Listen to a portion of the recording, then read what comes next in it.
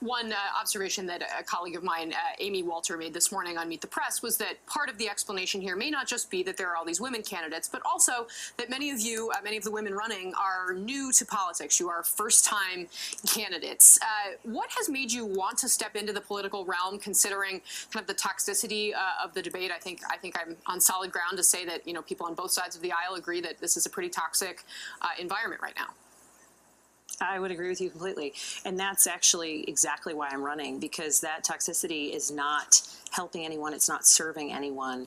And I have served this country. As you mentioned, I'm a former CIA officer, and I served under a Republican administration, a Democratic administration. And for me, my service was about ensuring that we were keeping this country safe from a terrorist threat and working to inform our policymakers and the president. And so for me, it is about service, and it's about changing the conversation that's happening in Washington, because we are not going to move this country forward. We are not going to be able to create impactful legislation that really affects people's lives if we are constantly fighting and prioritizing our political ideology over anything else. And so I do think that a major motivator for those of us who are first-time candidates is to be a part of just changing the conversation completely, bringing civility back to the discourse that's happening in Washington, and ensuring that we're working on behalf of the people, for me, in Virginia's 7th District, but overall the people across this country.